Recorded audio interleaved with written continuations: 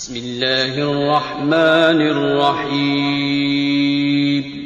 السلام علیکم ورحمۃ اللہ وبرکاتہ۔ معزز سامعین کرام، امید ہے آپ سب لوگ خیریت سے ہوں گے۔ محترم سامعین کرام، آج کی ویڈیو میں آپ لوگوں کو قرآن پاک کی دو ایسی آیات کا حیرت انگیز عمل بتانے لگا ہوں جس کے بارے میں ایک بہت ہی عظیم ہستی، یہ بڑے بلند مقام کے حامل ہیں، ان سے کسی شخص نے سوال کیا کہ اگر کوئی آپ سے کہے کہ رات ہے اور وہ دن ہو، اور اگر کہے دن ہے اور وہ رات ہو، کیا ایسا ہو سکتا ہے؟ یعنی دن میں بھی رات ہو سکتی ہے اور کیا رات میں بھی دن ہو سکتا ہے؟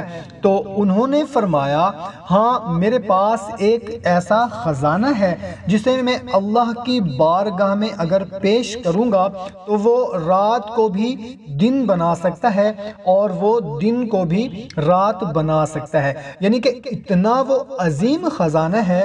تو اس شخص نے پوچھا، وہ کیا خزانہ ہے؟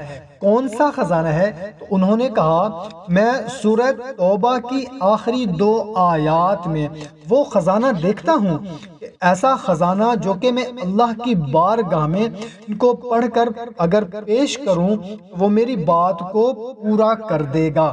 اگر آپ کی شادی کا مسئلہ ہے، اگر رشتے کا مسئلہ ہے، پسند کی شادی کا مسئلہ ہے، اولاد کا نہ ہونا ہے، کاروبار کا نہ چلنا ہے، جادو ہے، بندش ہے، جنات کا مسئلہ ہے، اور یا دنیا کا کوئی بھی ایسا جائز مسئلہ ہے، جائز پریشانی ہے، کوئی جائز مقصد ہے، کوئی مراد ہے، کوئی جائز خواہش ہے، آپ اس عمل کو کریں، انشاءاللہ عز و جل دنیا کا کوئی بھی ایسا مقصد، کوئی بھی ایسا مسئلہ نہیں ہے جو ان سے حل نہ ہو۔